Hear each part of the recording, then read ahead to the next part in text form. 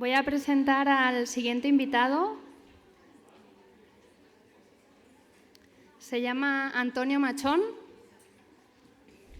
Para los que no lo conocéis, es hijo de maestros, artista, estudió Bellas Artes, psicólogo, interesado por la psicología evolutiva y cognitiva, maestro de educadores, es catedrático de educación artística en las universidades de Valladolid y en la Autónoma de Madrid. Desde hace 40 años se dedica tiene dos investigaciones. Una, la investigación por la infancia, por los niños, y otra es la promoción de artistas españoles.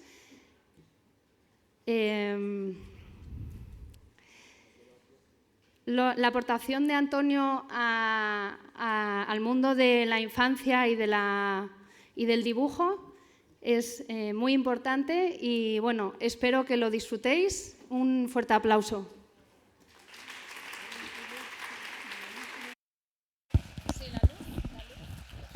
¿Paso ya?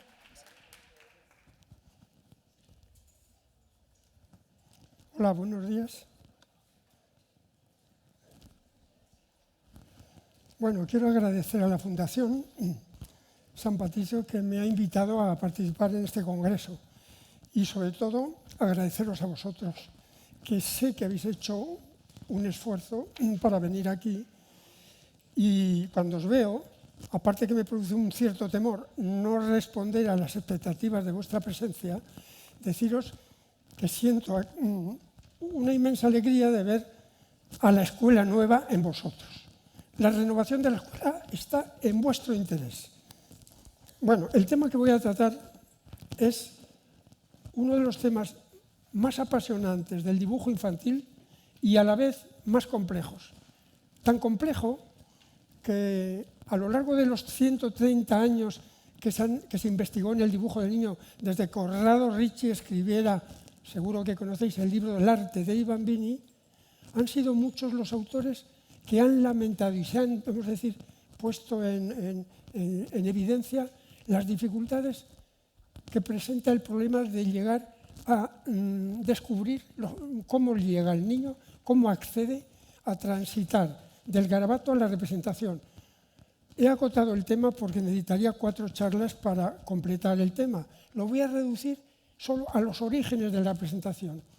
Si de verdad soy capaz de explicar cómo el niño llega al origen, al punto de partida, lo demás es, digamos, coser y cantar. El problema de los investigadores, bueno, tengo alguna cita, fijaros bien, a ver si puedo ver. Me parece que no. Bueno, para que tengáis una idea de las dificultades que han manifestado los investigadores de primerísima fila, fijaros bien, Herbert Reed. Herbert Reed es el autor de un libro de referencia de lo más importante del siglo.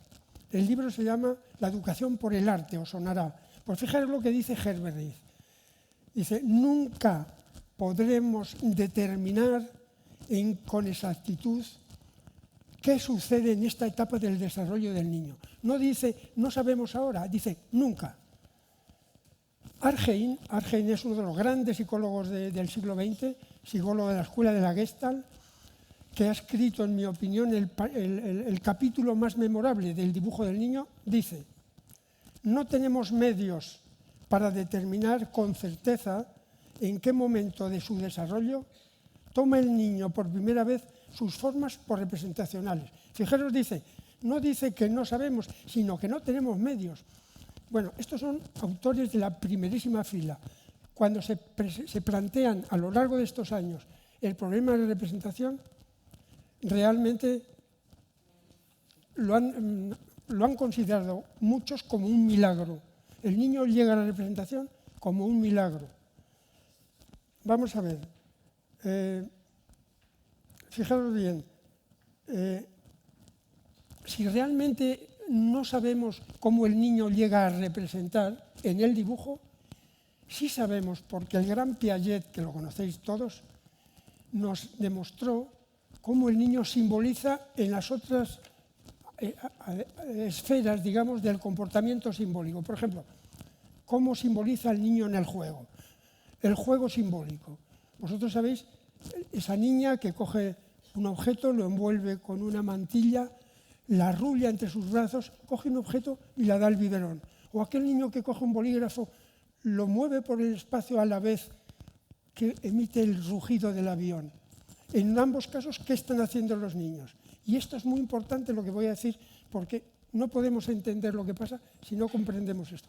En el juego, el niño utiliza unos referentes que toma del medio. Coge la botella y la envuelve en el paño para convertirla en bebé. El otro coge un bolígrafo y lo convierte en avión. Y el clásico ejemplo del niño que coge la escoba y trota por su casa como un verdadero jinete, ¿no?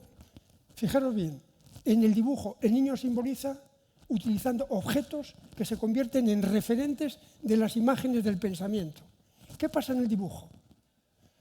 Pues en el dibujo yo voy a empezar diciendo, voy a tratar en este pequeño y escaso tiempo de mostraros tres cosas. En primer lugar, que la primera forma de representación en el dibujo es exactamente igual que en el juego, mediante la conversión en símbolos ¿de qué? De los grafismos. Sí, pero ¿cómo los grafismos se pueden convertir en objetos para hacer lo mismo en el dibujo que en el juego? Eso es lo que yo voy a tratar de explicar. Cómo el niño, a través de sus 3 años de investigación, porque si algo es el niño, es un verdadero investigador. Y ese gran problema de la investigación forma parte de la genética de la infancia. Es decir, todos los niños del mundo van a hacer lo que yo voy a tratar de explicar aquí. Pues bien, eso en primer lugar. Y os digo esto porque el gran problema de estos autores que no han sabido o no han llegado o se han encontrado con tantos problemas para explicar la representación es que no han considerado que existe en el dibujo una forma de representación de naturaleza simbólica igual que en el juego. Luego os explicaré por qué. Y la segunda cosa que quiero mostraros es en qué momento del desarrollo el niño considera sus formas por representacionales. Y eso os digo una cosa, ese es el gran milagro de la representación, lo que nadie se ha explicado hasta ahora. El gran milagro es descubrir ese momento. Y finalmente deciros que este proceso tan trascendental, fijaros que no estamos hablando de dibujo, estamos hablando de desarrollo cognitivo, estamos hablando de la mente infantil, de cómo se va configurando la inteligencia. Como Piaget muy bien demostró que en el juego simbólico, cuando la inteligencia sensoriomotora se convierte en simbólica, nace la inteligencia. Aquí no vamos a hablar de dibujo, perdonadme, claro que sí. Pero lo que yo quiero señalar es que estamos hablando de desarrollo, de cognición, de personalidad también, como veremos a continuación. Pues bien, sí me voy a permitir, no tengo mucho tiempo, pero no puedo dejar, ya que he dicho que el garabato forma parte trascendental del problema, fijaros bien, hablo del desprecio secular de todos los educadores e incluso los investigadores por el garabato. Que el garabato es, bueno, os digo una cosa, para mí quizá no haya momento más interesante en el dibujo del niño que el proceso que va del garabato al encuentro con la forma. Pero fijaros lo que dice Vygotsky, que seguro que os suene y lo conocéis. Vygotsky es un pilar de la psicología contemporánea. Con Piaget quizás sea el más importante psicólogo. Pues Vygotsky escribió un librito que os aconsejo que lo leáis, que se titula La imaginación y el arte en la infancia, que viene al pelo de este congreso. La imaginación y el arte. Pues ahí estudian las diferentes formas artísticas de expresión del niño. Pues cuando empieza el capítulo del dibujo, dice esto.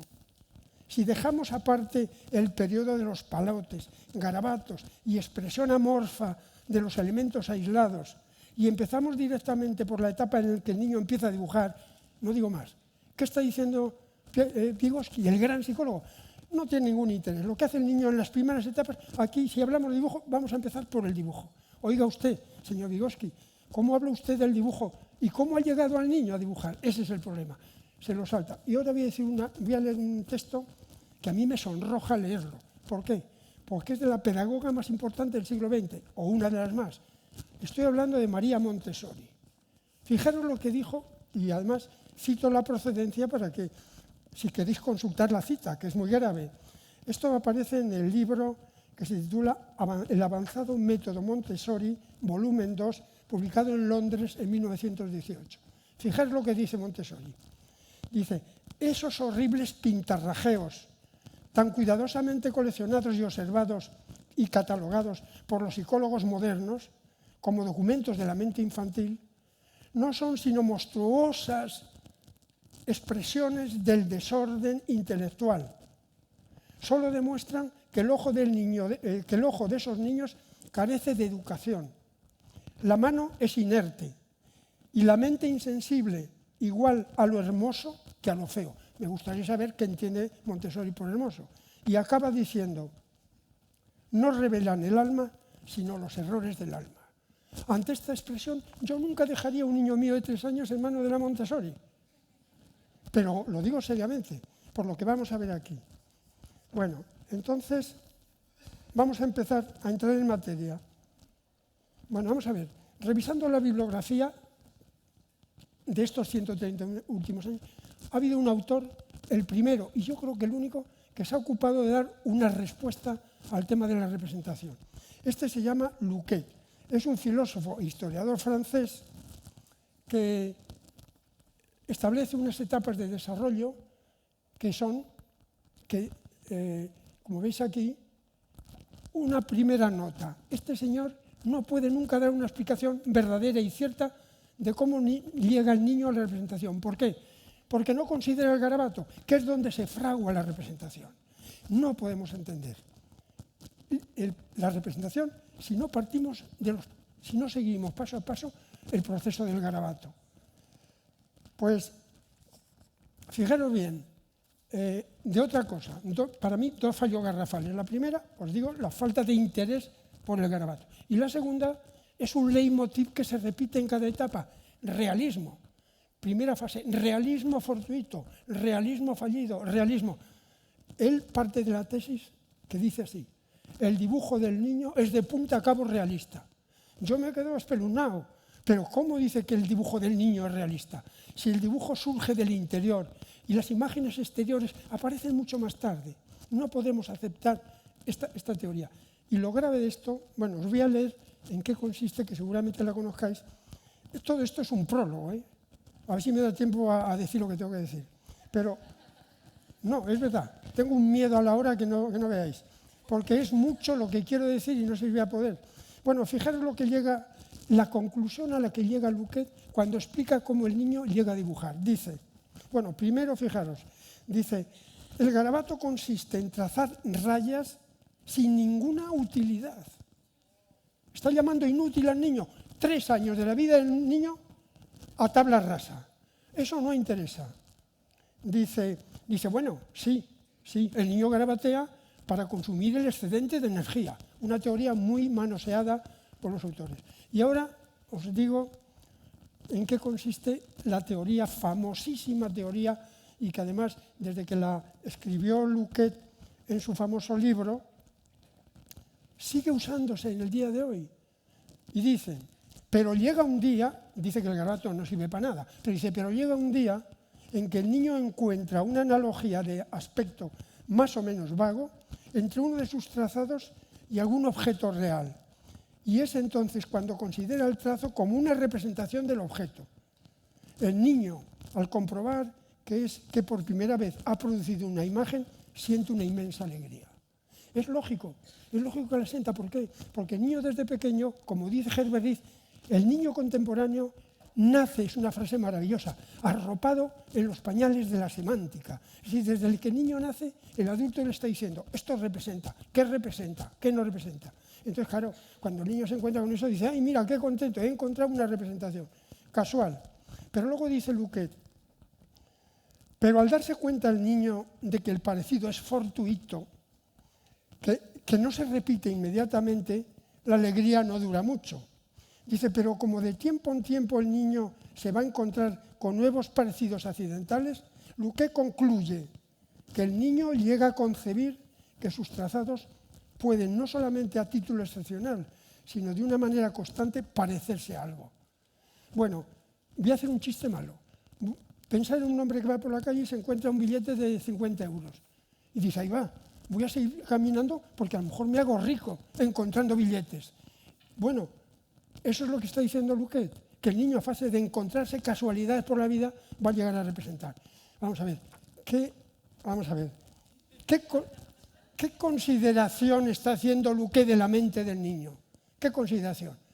Nula. Es decir, los 3 años que se pasa el niño, como vosotros sabéis, con tanto interés, garabateando, que va a dibujar cada paso, eso no tiene ningún interés. Es decir, el niño, que es un investigador nato por genética, estos autores lo pasan. Pero fijaros bien, a mí lo que me aterra de esto, y me creó un gran problema, cuando yo leí este libro hace 40 años, dije, este libro no, esto no explica el problema. Las cosas no suceden por casualidad. ¿Dónde está la inteligencia y la mente del niño? 0. Pues bien, a mí lo que me asombró, que a vosotros os va a asombrar también, es que Piaget, que es el gran maestro de la psicología contemporánea, el que ha levantado un edificio inmenso, donde es el padre de todos nosotros, es aquel que en su libro famoso El nacimiento del símbolo en el niño, en unos estudios científicamente relevantes y que han sido criticados porque siempre se critica, como Brunner, mi amigo Brunner, pues sí, y otros muchos ponen pegas, sobre todo en los experimentos de... Pero Piaget es el padre, y además es el que levanta el edificio. Fijaros bien, y esto es lo terrible. Cuando Piaget no estudió el dibujo, no, estudió a fondo otras manifestaciones de la conducta simbólica. Sin embargo, el dibujo lo dejó de lado. Y entonces, fijaros bien, él llega a decir en un momento que a mí me pareció algo, dice Piaget, en sus célebres estudios sobre el dibujo infantil, Luquet ha propuesto estadios e interpretaciones aún válidas hoy en día. ¿Cómo es posible, digo yo, que un investigador de la talla de Piaget se conforme con esta ocurrencia de Luquet? Perdonad, el libro es un libro importantísimo. El libro de Luquet es el libro casi más importante de la historia del dibujo. Pero yo, como veis, estoy criticando fuertemente. Efectivamente, los realismos fortuitos se dan. Este es un dibujo de una niña que este verano pasado asistía a mi taller del verano. Y fijaros bien, está haciendo un garabato y de repente le sale una forma, esta forma que tenéis aquí, y al verla, ahí la tenéis apuntando, llena de alegría, dice, ¡una zapatilla! Efectivamente, los realismos fortuitos existen, pero son casualidades. No queda huella de esos realismos. El proceso es mucho más interesante, como vamos a intentar ver. Ahora bien, yo voy a tratar de dar una explicación que yo me he pensado cómo Piaget acepta estas teorías.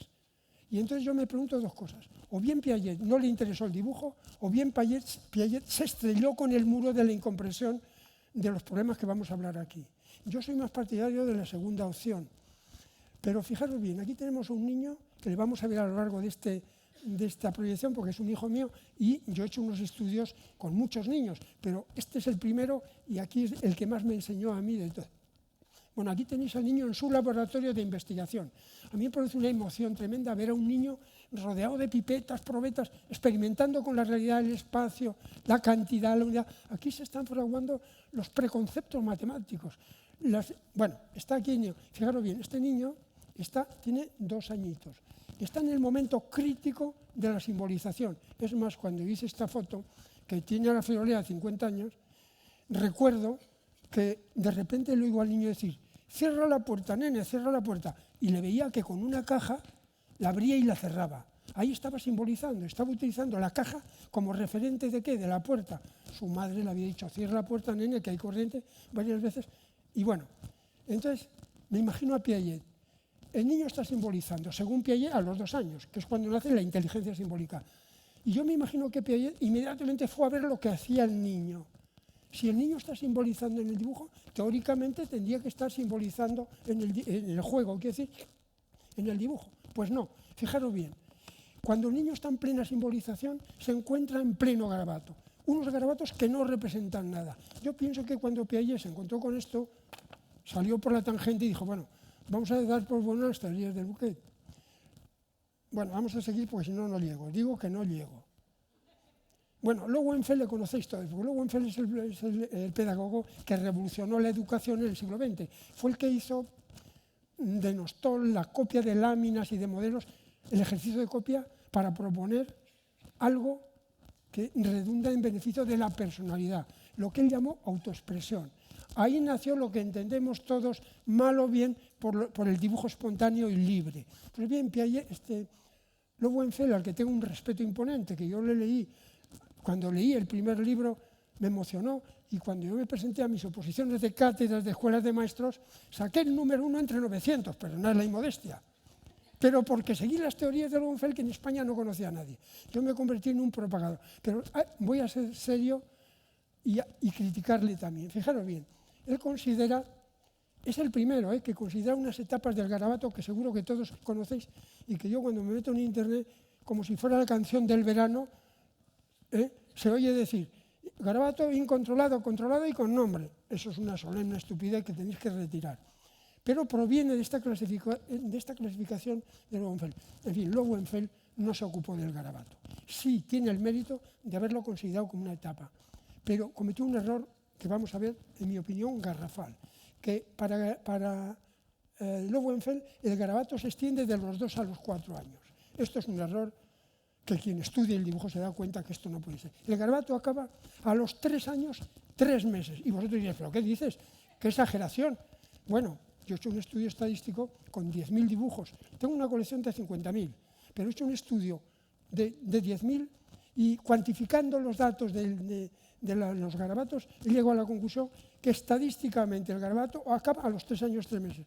Ojo, las edades hay que tomarles siempre con la tolerancia y, en fin, no podemos pensar que un niño, porque no coincida con estas edades, va retrasado o no. Cada niño es un caso individual y tiene su propio desarrollo. Y otra cosa que quiero señalar, cuando hable de edades, son promedios estadísticos de miles de niños y niñas. ¿Qué quiere decir? Que las niñas que a esa edad adelantan a los niños entre 3 y 4 meses, pues tendríamos que considerar siempre esa variable, ¿no? La variable sexo, que las niñas llevan un adelanto en estas etapas. Bien, vamos a dejar a Lowenfeld con todo mi respeto y el cariño que le tengo. No le he conocido, pero le tengo un inmenso respeto. Pero vamos a ser serios. Comete un gravísimo error. Y quiero decir que de los 3 a los 4 hay una etapa que nadie ha señalado, que es una de mis aportaciones al tema del dibujo, que yo llamo etapa de la forma. Y esa etapa va de los 3 años, 3 meses a los 4, 3 meses, de promedios, entenderme, estadístico. Y ahí ocurre lo más grande que puede ocurrir en el desarrollo mental del niño. Yo diría, fijaros, voy a hacer una exageración, que el año que va de los 3 a los 4, que los psicólogos han ocupado decir, es la primera mayoría de edad del niño, es la primera adolescencia, de los 3 a 4. Pues bien, de los 3 a los 4, bueno, lo vamos a ver, que no llego. Bueno, aquí tenemos, este es mi esquema, creo que se han dado una tarjeta al entrar, ¿no? Bueno, pues en esa tarjeta, os la doy para que lo penséis, porque no vais a poder leer. En esa tarjeta aparece este mismo esquema que os presento aquí. Fijaros bien, lo primero que yo me he planteado, a ver si esto funciona. No sé si se ve. Bueno, sí, fijaros bien. Cuando yo me planteé el tema de las etapas, después de ya estudiar muchos años, porque yo llevo 40 años estudiando esto, dije, no se puede establecer una cronología de etapas si no se consideran 2 aspectos del desarrollo gráfico que competen a ámbitos distintos del psiquismo infantil, que son una etapa, una vertiente, hay 2 vertientes, que yo llamo vertiente formal y otra vertiente representacional. Son como las laderas de una montaña, que ambas forman la cumbre, pero hay que partir siempre de este presupuesto inicial. ¿Qué entiendo por desarrollo formal? Pues esa actividad del dibujo en el que el niño investiga con las formas, el espacio, los conceptos topológicos, los conceptos euclidianos, los conceptos de cantidad, la contención, en fin, eso sí, yo lo tengo explicitado muy detalladamente en mi libro. ¿Y en qué consiste el desarrollo representacional? Y esto es lo importante, en que a la vez que el niño experimente e investiga con las formas, va poniendo estas formas en relación, a ver si esto lo domino yo, bueno, lo pone en relación con las imágenes mentales, es decir, con el mundo exterior. A medida que el niño va progresando en sus conquistas formales, van convirtiéndose en representaciones de las imágenes mentales, que son las imágenes exteriores, ¿no? Y fijaros bien, yo aquí ya señalo en la etapa del garabato que, si vosotros me decís, si representan algo los garabatos que yo describo hasta los 3 años, no hasta los 4 o 5 como algunos dicen, si somos rigurosos. No, digo no, los garabatos no representan nada del mundo exterior. Pero, sin embargo, lo vamos a ver, nos vamos a encontrar un tipo de representación que no se ha considerado, al menos en estas edades, que yo llamo representación grafomotriz o representación por la acción. Lo vamos a ver en dibujo y va a ser más fácil. En fin, y luego ya, en la etapa de la forma, que el niño descubre las unidades formales, y este es el momento cumbre al que yo quiero llegar, el niño convierte sus formas en símbolos. Si nosotros entendemos esto y lo interiorizamos, lo demás va a ser muy fácil. Luego, pasar de la representación simbólica a la representación figurativa, el que el niño pinte el perro, como dicen todos, es decir, a los iconogramas, para pasar de los símbolos a los iconogramas, es un proceso simple. Bueno, las unidades formales, etapa de las unidades, tiene una repercusión en la representación que yo llamo etapa del símbolo. Esto es lo más importante del dibujo. Luego después el niño combina las unidades y da lugar a unas configuraciones complejas. Y a partir de ahí surge ya la primera pre-representación figurativa. Y esto lo llamo ideograma. Yo defino, hay muchos, cada uno dice una cosa. Para mí el ideograma es una configuración formada por la unión de varias unidades formales que configuran una totalidad. Y esa totalidad empieza a ser ya una pre-representación figurativa. Bueno, voy a seguir que no llego. Bueno, vamos a revisar muy rápidamente los procesos del garabato para ver cómo llega el niño a descubrir el símbolo gráfico. Fijaros bien, esto es una clasificación que todo el mundo ha hecho. Es el garabato incontrolado, que dura más o menos 3 meses, que se caracteriza por, y fijaros bien, ahí os muestro el primer garabato de un niño, el primero, de un niño, Javi, de 2 años, 3 meses, de un año, 3 meses, que es un garabato hecho a zarpazos por el movimiento giratorio horizontal que el brazo empalanca al moverse sobre el hombro, es el movimiento más natural. Yo lo llamo garabatos lanzados, porque son trazos lanzados. El niño se comportó como una fierecilla, pegaba sus zarpazos. Bueno, a los 3 meses después, el garabato, siendo incontrolado, ya va teniendo una cierta, fijaros, hay una cierta armonía. Y fijaros que los garabatos lanzados empiezan ya a formar movimientos de vaivén, porque se entra en juego la articulación del codo, ¿no? Y a medida que vamos avanzando, que la motricidad forma parte de ese desarrollo formal que decíamos, van a ir los garabatos progresando. Entonces, debo de llevar esto en la mano, porque si no, bueno, fijaros bien, para resumir, la etapa del garabato incontrolado, que dura 3 meses más o menos la vida del niño, si yo tuviera que reducir cuáles son los movimientos o los trazados fundamentales de esta etapa, yo diría, como el garabato es acción y movimiento, yo diría los que surgen de 2 tipos de movimientos. El movimiento narco horizontal, que da lugar a esos garabatos que yo llamo pendulares, porque son producto de un movimiento como de péndulo, que generalmente se llama barrido. A mí no me gusta nada lo de barrer. Entonces yo los llamo garabatos pendulares. Y el segundo trazado importante es el que produce el movimiento en arco de arriba abajo, que es el punto. los puntos. Estos son los dos trazados que el niño, a los que hay muchos más, irregulares, pero lo esencial es esto. Pero ¿qué pasa? Que a medida que el niño va practicando sus garabatos pendulares, van haciéndose cada vez más regulares, hay un cierto ritmo, hay una repetición, van adquiriendo ya cierto orden, digamos. Fijaros que los garabatos rebasan el límite del papel. Y hay un momento en que entra en esta etapa la articulación del codo y entonces aparecen ciertos trazos circulares. Yo recuerdo cuando este niño, que hice un estudio de 4 años de seguimiento al niño, recuerdo que cuando salió este movimiento curvo tan bonito, el niño se quedó sorprendido, como dice, ahí va lo que he hecho, lo que ha salido. Intentó repetirlo y claro, no pudo. Pero fijaros bien, y lo importante es que al final del garabato encontrado aparecen ya las primeras formas curvas. Y ahora entramos en una etapa que yo la he llamado etapa del garabato coordinado. Y esto es, diría yo, el garabato puro. Si yo tuviera que decir, ¿qué es el garabato? Es esta etapa del garabato coordinado.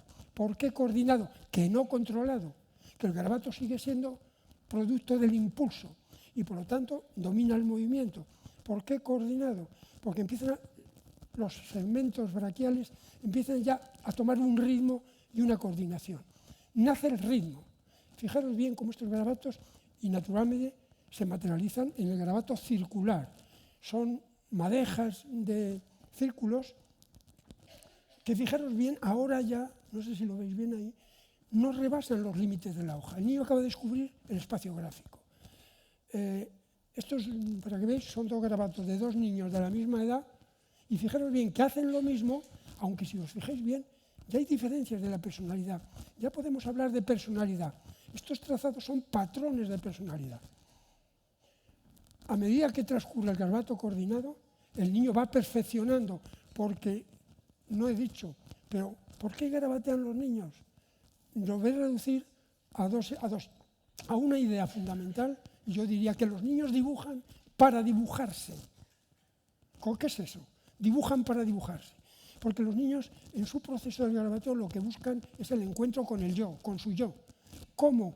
A base de organizar el trazado en el espacio. La relación grafismo-espacio es la relación del yo con el medio. Y vamos a ver cómo el niño nos va a decir en un momento dado, este soy yo.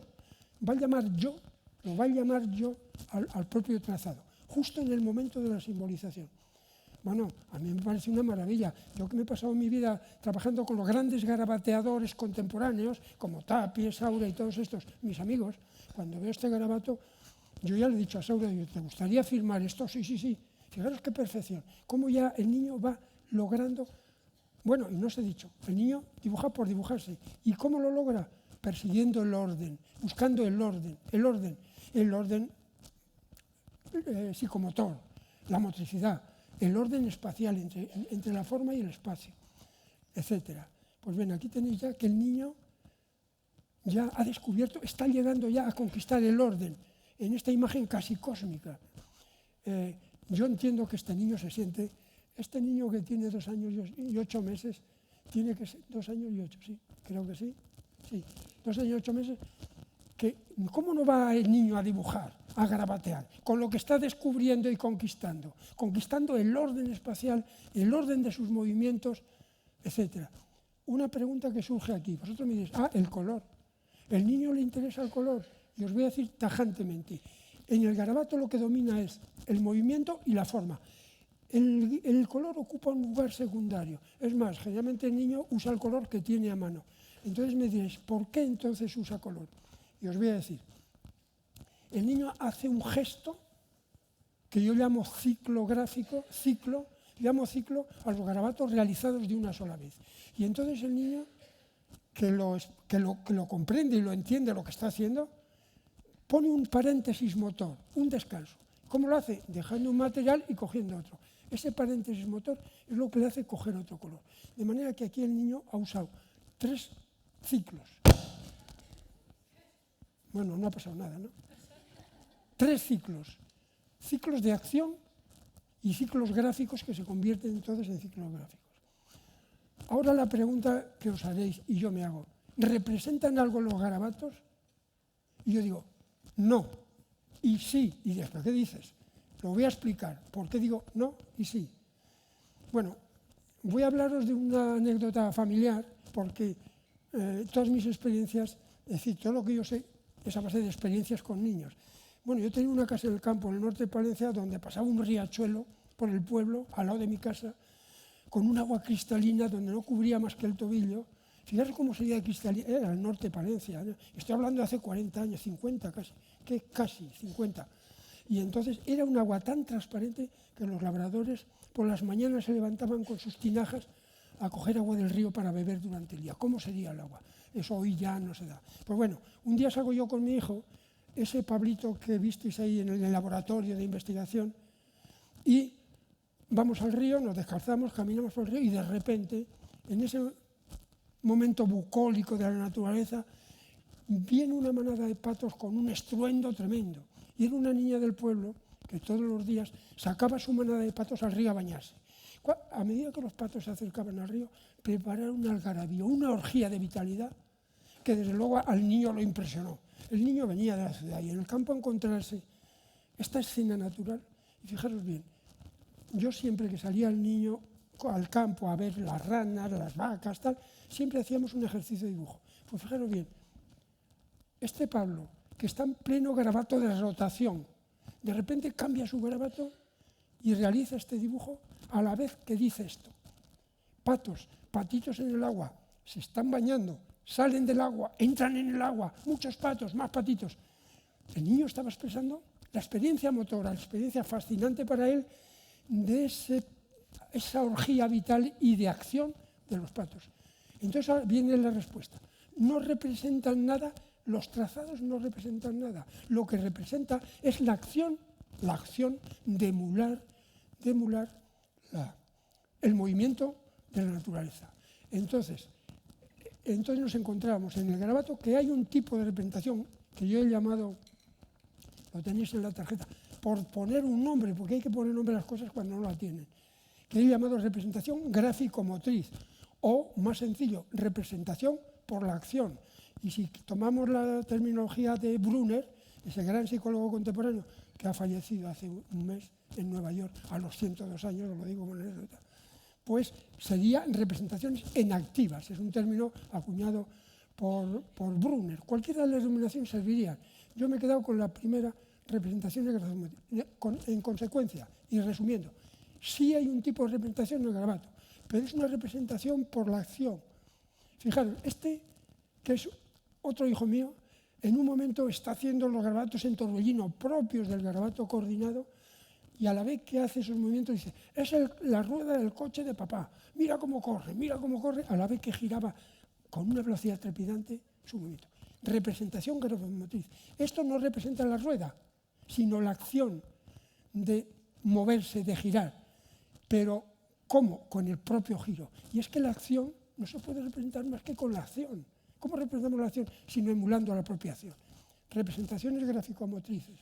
Fijaros qué dibujo tan interesante. Ese dibujo es de un niño de 3 años, demonios, y tengo una pantalla aquí. Ahora me entero, que lo puedo leer. 2 años, 7 meses. Pues este niño, al que yo seguí durante 5 años, grabé en vídeo y tal, me sorprende con este hecho. Empieza a trazar unos trazos ascendentes a la vez que los hace con un énfasis sostenido encima. Humo, humo, humo. Estaba representando la acción del humo al levitar, digamos, de la Tierra.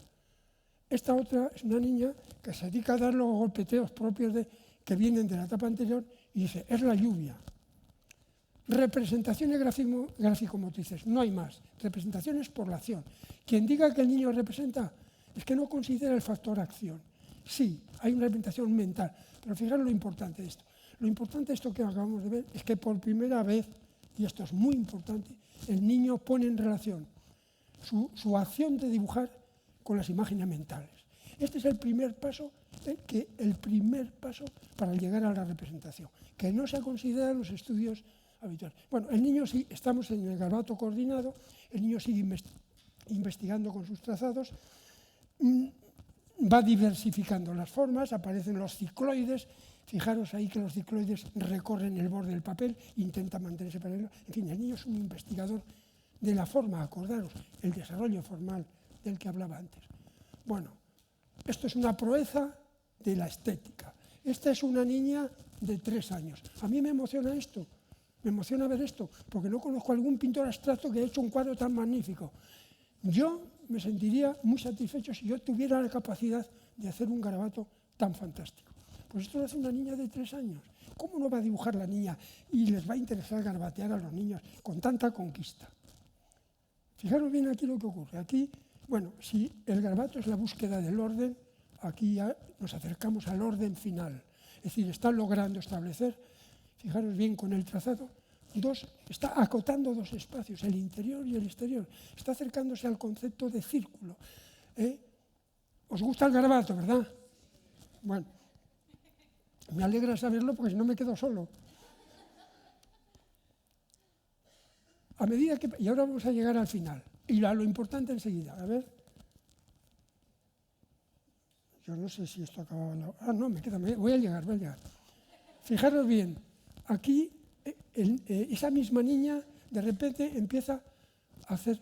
¿Os habéis fijado una cosa? Que a medida que va transcurriendo el periodo, los trazados son cada vez más breves. La coordinación motriz es mayor. Los trazos van siendo lentos. De aquellos torbellinos iniciales, ahora ya empiezan a parecer más reposados. Y aquí hay un hecho muy importante. Que fijaros bien, que la niña está otorgando a cada grafismo su propio espacio. Es decir, está individualizando los trazados. Está acercándose al concepto de forma, al concepto de objeto. Y cuando consiga ese concepto y llegue a conseguir ese concepto de objeto, entonces empezará a simbolizar como lo ha hecho el niño en el juego. Pero vamos a seguir. Y este dibujo es del niño, es de mi hijo, de los patitos en el agua, unos meses después. Fijaros bien, qué prodigio de progreso. Aquí ya el niño ha individualizado los trajetos. Aquí está ya cosificando la forma. Está dando una entidad corpórea casi a sus trazados. Se están repartiendo por el espacio, ocupando cada uno, fijaros bien, qué interesante, cada grafismo tiene su propia individualidad. El niño está llegando al concepto de la unidad, al concepto simbólico de unidad e individualidad. Y solamente así va a llegar a representarse al yo. Cuando el niño logre convertir esto en una unidad formal, no en un torbellino actual, entonces pronunciará el yo, la primera persona, y lo vamos a ver, y entonces sigamos. Bueno, en la etapa del garabato coordinado, el niño maneja muchas formas, porque los pendulares, los garabatos anteriores, eso no desaparece nunca. La dificultad, os digo, ¿sabéis cuál es la dificultad de estudiar esto? Que si vosotros acercáis un dibujo de un niño, aquello es un caos. Es muy difícil seguir este proceso, desbrozarlo y poder presentarlo como lo estoy presentando tan fácil. Por eso el adulto, los maestros y demás, dicen, no, el niño está haciendo borrajetas. ¿Qué borrajetas? ¿Cómo se explica que un niño, y vuelvo a insistir en lo mismo, cómo se explica que un niño todos los días y a todas horas quiera dibujar? Si no es que el niño está descubriendo un mundo, y fijaros lo extraordinario, en soledad. El adulto no le ayuda, porque el adulto generalmente considera esto un pasatiempos. La escuela dice, bueno, después de las matemáticas, a garabatear, como diciendo, a divertirse. Es más importante el garabato que las matemáticas, perdonadme, en los niños, ¿no? En esta edad. Digo que además de los garabatos circulares que hemos visto, el niño descubre e investiga con los trazados longitudinales, es decir, la recta. Y esta recta, el trazado longitudinal, es el trazado más complejo y difícil de todos cuantos podamos hacer, porque el movimiento circular responde al movimiento natural de la mano, es decir, es el contorno de nuestro cuerpo. Esa es una de las razones por que cuando el niño hace el círculo representa el yo. Haced vosotros un día en vuestra casa el ejercicio de rotar y veréis que el círculo, al trazarlo, os envuelve. Estáis representando parte de vuestra identidad. Pero bueno, voy a lo que voy. El garabato, es decir, los trazados longitudinales, son los más difíciles de hacer porque, fijaros bien, el niño tiene que mantener una dirección y un fenómeno curioso e importante que quiero anticipar, que por primera vez En todo el dibujo, la visión, la vista, se anticipa a la acción. ¿Sabéis cuándo acaba el garabato? Por dar una definición. El garabato acaba cuando la visión sustituye a la acción. En el momento que la visión toma el relevo, toma el protagonismo del dibujo, entonces acaba el garabato y empieza la visión y la forma. Pero vamos a seguir. Hay una etapa que todo el mundo cita, que podíamos pasar de ella, porque es una etapa de transición de la etapa del garabato coordinado a la siguiente periodo de la forma. Es una etapa pero nos sorprende el niño y a vosotros os sorprenderá este dibujo. ¿Por qué? Fijaros bien que hemos estado viendo cómo a través de los garabatos circulares, de los coordinados, el niño experimentaba y diferenciaba el espacio. Eran experimentaciones en el espacio y de repente se ha destruido eso y hay aquí una especie de caos. ¿Por qué? Os vais a encontrar con láminas de estas a esta edad. Quizás sea la característica más novedosa. Se destruye la noción de espacio y ¿qué hace el niño? ¿Qué es esto? Lo vais a entender. Esto es un muestrario. El niño está haciendo un muestrario, está experimentando con todo aquello que ha conquistado. Los garabatos longitudinales, los garabatos circulares que se van a cerrar ya, los garabatos pendulares. El niño está diciendo, fíjate lo que he aprendido y lo que sé. Esto es un muestrario. Esto ocurre ya en la etapa de transición. Ahora, si en esta etapa del garabato controlado hay una forma importante y hermosa como imagen, y hasta tan hermosa como imagen, que esta imagen, es decir, la espiral, ha recorrido la historia del arte desde las vasijas en barro del Danubio hasta el movimiento modernista. En la escalera de Horta, en la escalinata de Horta, aparecen estas rotaciones. Sí, la espiral es una forma paradigmática y simbólica de la historia del arte. Y fijaros que el niño ha llegado hasta este punto. Pero lo más importante es el garabato controlado, que se llama así impropiamente porque nos lleva ya a la forma circular. Fijaros bien que esto ya serían formas circulares imperfectas. Está llegando el niño a cosificar la forma. Pero vamos a seguir. Y aquí ya entramos en esta etapa nueva, que os insisto mucho en ello, que no podemos entender el dibujo del niño si no separamos el garabato del periodo de la forma. Y fijaros bien, de 3 años 4 meses, de 3 a 4, pero empieza a los 303, que es cuando acaba el garabato, y acaba a los 403 estadísticamente comprobado. Y fijaros lo que ocurre aquí, ya lo he comentado. Este es el periodo más denso y más importante que no se ha estudiado nunca, que se mezcla con el garabato, porque los autores y los educadores y todo el mundo común dice el dibujo es representar la realidad. Aquí no hay representación de realidad que valga. Por eso esto pasa desapercibido. Pero vamos a seguir. Fijaros lo interesante. Ahora ya en plena etapa de la forma, y el nombre está claro, ¿por qué lo llamo de la forma? Porque el niño descubre la forma, el componente formal. Y entonces es tan importante la forma circular, es la forma primordial, es la forma fundamental, es donde se consuma la búsqueda del orden. Y entonces el niño experimenta, hay 2 unidades formales. Una etapa que yo llamo de las unidades formales. Y las unidades formales son básicamente 2. La forma cerrada circular y el segmento lineal. Esto no es un invento mío, esto está estadísticamente comprobado. Entonces veremos al niño que se pasa días experimentando con estas formas. Y llena páginas enteras, como veis aquí, de trazos longitudinales y sobre todo de circulares. Y os voy a decir una cosa curiosa. Recuerdo que me impresionó. Cuando este niño, Alberto, acabó este dibujo, me lo enseñó y me dijo, sin yo preguntarle, porque yo he tenido la buena costumbre de no insistir al niño, ¿qué has hecho? ¿Qué has pintado? No, yo simplemente he dejado hablar, he sido un observador y he tratado de ayudarle al niño. Yo he sido siempre un acompañante, un ayudante del niño, nunca he intervenido ahí. Pero ¿sabéis lo que me dijo el niño este? Que si el niño ha llegado a descubrir cosas y a dar sentido a su trabajo. Me dice, estos son muchas cosas que hay encima de una mesa. Yo me quedé impresionado, digo, hablo de la cosificación, aquí lo tenéis. El niño convierte en sus formas en cosas. Y ahora es cuando va a venir la simbolización, el milagro. A partir de aquí, el niño empieza a simbolizar. Bueno, un paréntesis, esta niña, a mí me parece una imagen maravillosa, la niña con qué atención está cerrando el círculo, la forma primordial, el yo. Y vosotros diréis, ¿pero cómo dices eso? Una vez en una conferencia dije esto y se me levantaron 2 o 3 psicólogos diciendo, pero bueno, ¿quién eres tú para decir que eso es el yo? Pues hombre, mira, 40 años de experiencia que tú posiblemente no tengas. Y fijaros bien, lo interesante que es lo que confirma lo que estoy diciendo. Aquí tenemos a un monje budista. El budismo zen, hay un rito en el dibujo zen, que es la forma cerrada circular, que llaman en japonés el enso. El enso es el círculo. Fijaros cómo interpreta el budismo el círculo. Dice, es el símbolo de la identidad, de la no dualidad. Es la representación de nuestro verdadero ser, de nuestro yo.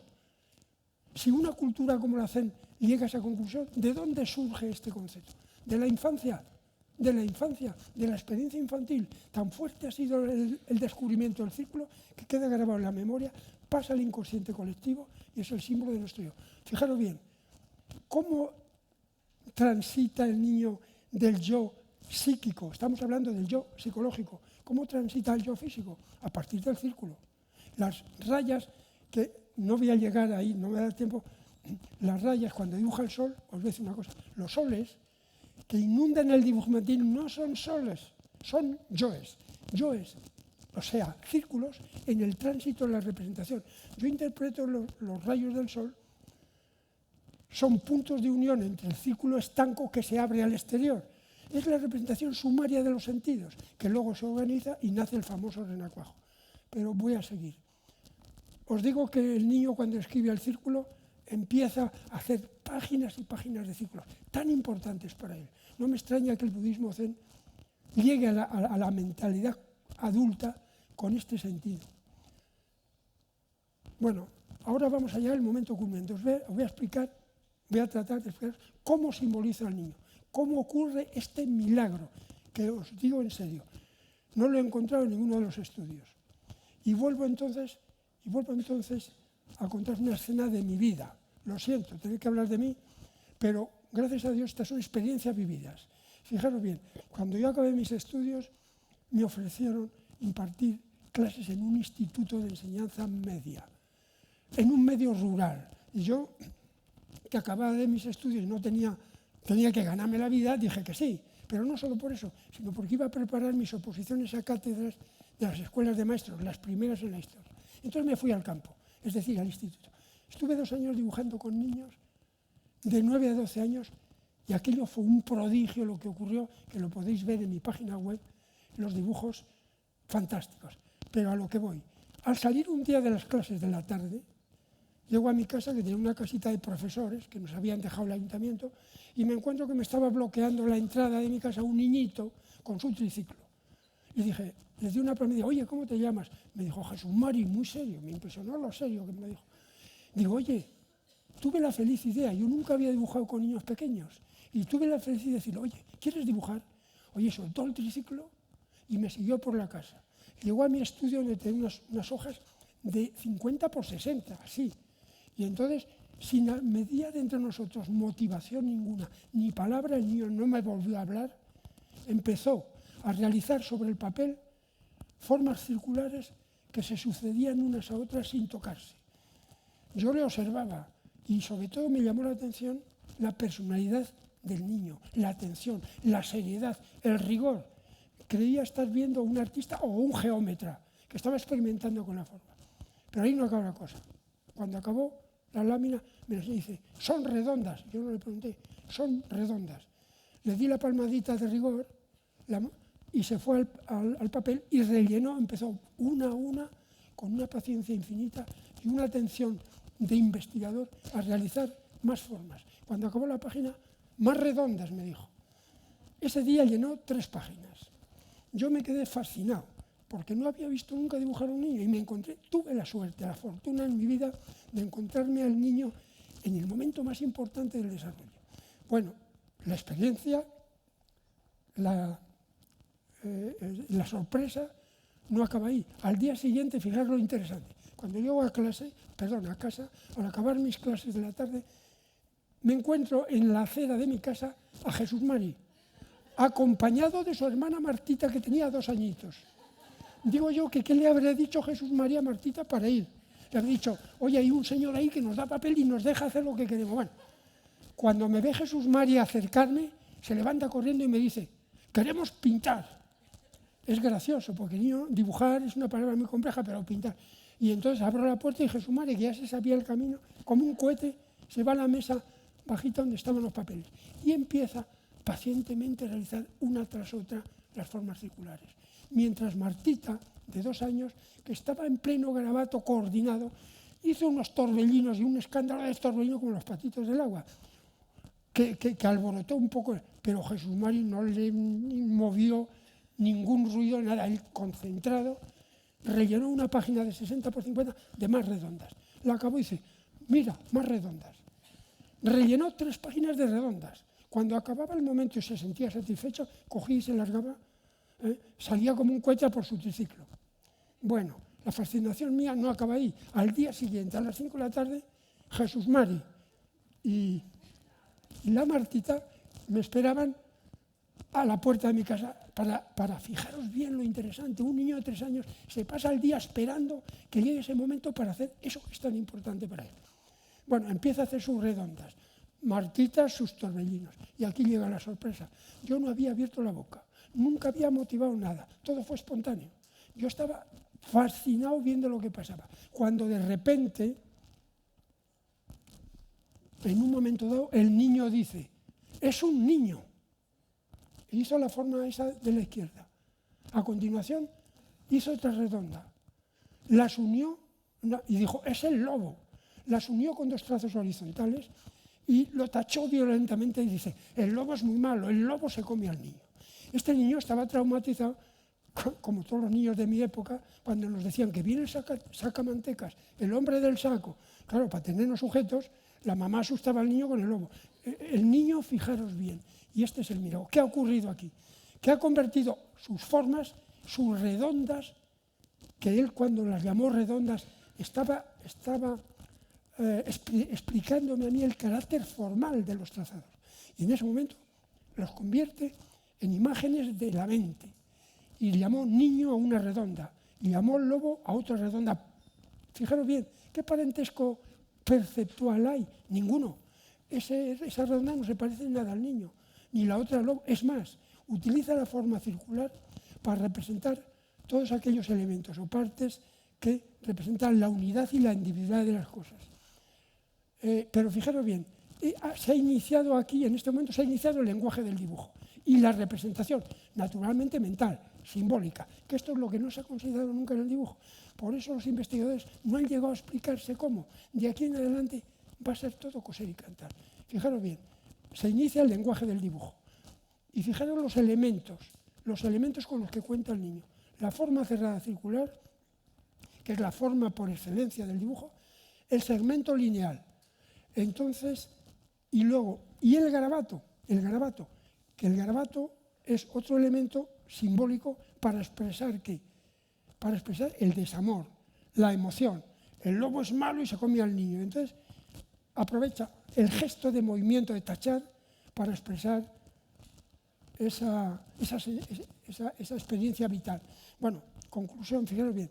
El símbolo gráfico, que es lo que estamos hablando, yo he hecho este esquema. Hay un símbolo que yo llamo cognitivo, que es esos símbolos que representan aquellos elementos naturales que tienen una entidad propia, la mamá, el papá, el lobo, tal.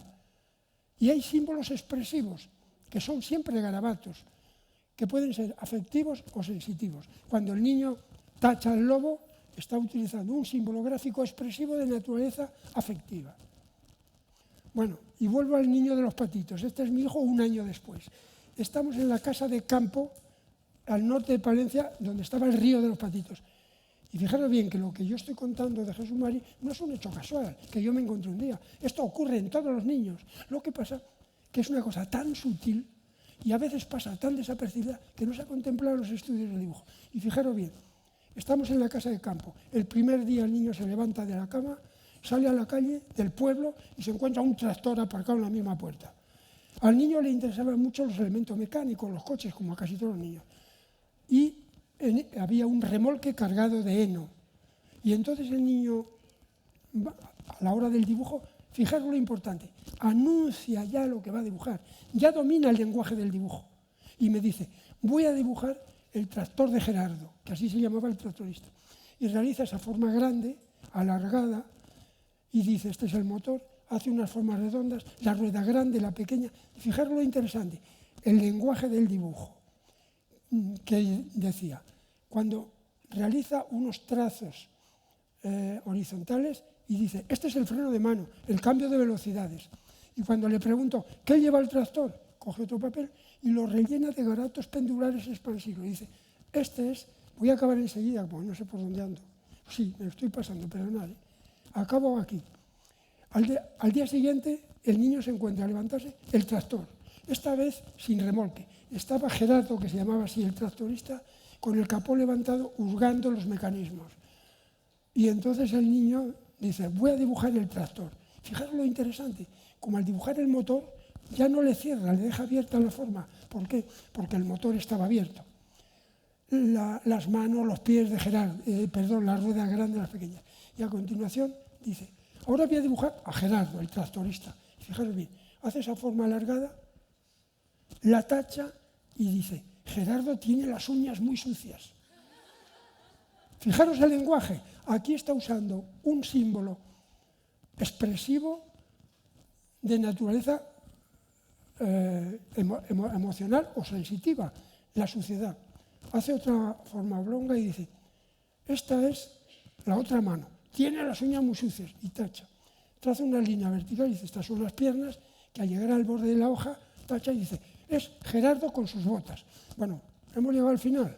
He llegado, creo, donde quería, llegar al momento en que el niño convierte sus formas en símbolos. Os digo una cosa, que lo que viene a continuación, cómo el niño llega a dibujar, es coser y cantar. Si hemos entendido esto y hemos llegado a descubrir esto, lo demás es muy sencillo. Y si queréis saber, leeros mi libro, que ahí lo tengo.